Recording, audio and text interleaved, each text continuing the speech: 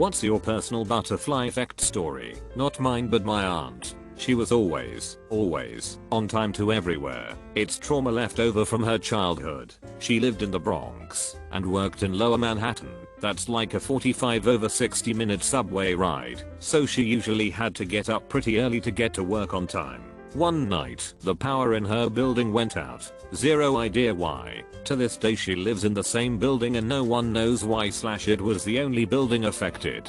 Her digital alarm had reset when the power came back on at dawn. So her alarm did not wake her up. She woke up at 7:30 AM, with 30 minutes before she should be at work. Panicking, she got ready and ran to the subway. The subway by her apartment was having maintenance issues and she got stuck for 20 minutes 3 stops away. For the first time in her life, she loves her job. She called into work sick saying she'd be in till late and would work overtime the next day. She walked back to her apartment and fell asleep. She woke up about 4 hours later when one of my other aunts was pounding on her door. She answered the door. My other aunt was hysterical because she hadn't been answering her phone, and that's how a weird electrical mishap caused my aunt's alarm clock to reset, making her late, missing her train, and avoiding being in the building next to the World Trade Center on 9/11. Was in film school. I privately asked my professor about film festivals before class one day. She told me we'll talk about that later. She never did, but asked if I knew about Linda's project, a fellow student. I talk to Linda, get a job on the production she's working on, meet a musician who works at the studio, ask if he needs an assistant. Basically pulls the same move my professor did, saying we'd talk about it later, but asked if I knew about this movie in town. He suggests I go down in the morning and apply. Go down at 7 AM. Set dresses were gearing up to leave. I ask where to apply, and the boss takes me to someone in the office. Got shrugged off as I'm leaving. That same boss asks if I'd be able to help for a day or two, right before they jumped in the truck and left. Come in the next day, they fire someone they hated and replaced them with me. Signed me into the union.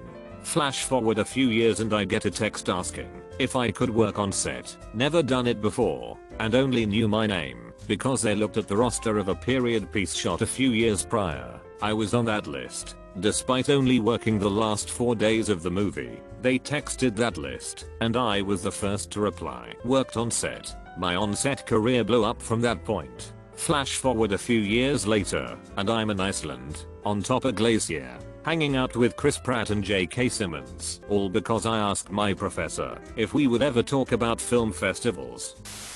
My wonderful 2-year-old daughter was not planned, but thanks to her, I decided to have a vasectomy. I had always had one slightly enlarged testicle due to a mountain biking accident 10 years prior. My urologist had it biopsied because it didn't look right. Turns out I had testicular cancer for an impossible to determine period of time. 4 rounds of chemo later, and I'm perfectly fine. Had I not had my daughter, I would have probably had much worse results years later when it finally made its presence known via pain, and had spread into my body. So my daughter technically saved my life, which is knowledge I'm sure she'll use on with great glee during her teenage years, when I'm trying to punish her, or I'll wait to tell it to her on her wedding day, when I make a speech. Back in the MySpace days, I found out one day that you could set GIFs as your profile picture. I like penguins. Found a dancing penguin, and it became my permanent pic. The dancing penguin caught the attention of someone who messaged me to compliment it. She also likes penguins. We became close friends nearly immediately. Long story short, nearly every major event in her life she attributes to knowing me. She first moved out of her parents' place to live with my sister in another city. She met her first husband there, had her daughter. She got a divorce and she eventually got remarried to one of my best friends who had been in love with her since I'd introduced them. They are all three, her, my friend and her daughter, disgustingly happy. Dancing penguin GIFs change lives. I met a dude in line for a Radiohead concert when I was 17. We hung out all day and he and his roommate went back to the States. We spoke seldom after that. He was one of those guys with nothing about them on the internet. No real way get a hold of them or anything. I was young and impressionable. I wrote a poem about meeting him, not romantically. It was just nice to have a profound conversation with someone. and at that point in my life I was quite lonely, and it moved me. Around 6 years later, a woman messages me on Facebook and says back quote, "When I google this guy your poem is the only thing that comes up, and I just left my phone in his car and he's supposed to move to Spain tomorrow." I search my Facebook photos for that day, find his roommate, add her again, and tell her what's up. She says she'll get in touch. They manage to link, and he gives back her phone. He cancels his trip to Spain. They're married now. My dad has Crohn's disease, and he was having a flare up. My mom wasn't able to take him to the hospital, so he asked my neighbor to drive him. As they arrive at the hospital, my dad starts trying to exchange cell numbers with our neighbor, except at that moment the neighbor started having a heart attack. They were both still in the car, and it was in drive still. My dad jumps into action. In trying to stop the car, it rolled into some grass, so fortunately nothing happened. A nurse was finishing her shift and saw what was happening and sprang into action, saving his life. If my dad didn't have a flare up and need a ride to the hospital, Pete likely would have died at home. I had an internship in the summer of 2007. There were 15 of us. 12 guys and 3 women.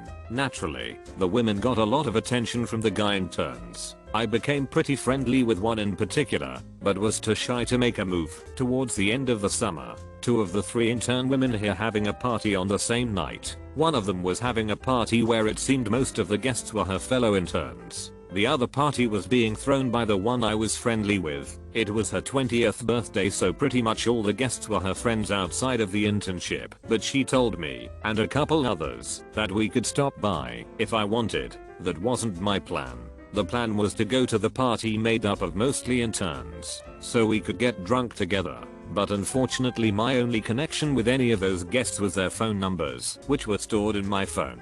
I accidentally left my phone at the office we were interning at, and suddenly had no way to contact any of them. I didn't know where this party was, or how to get a hold of any of the guests. I did however have access to the other girl. We had become Facebook friends, the only one from the internship I had become friends with at that time, and I knew I could message her. So from my house I went on my computer and messaged her about her party. After an hour she responded and gave me the address. I figured since I had no way of getting in touch with the guests from the other party, I might as well go to this one. So I went. That was 15 years ago. Tonight, I'm going out after work, so I'm going to call her and tell her I'll be late. Our kids will likely be in bed by the time I get home, so I'll have her give them a kiss for me.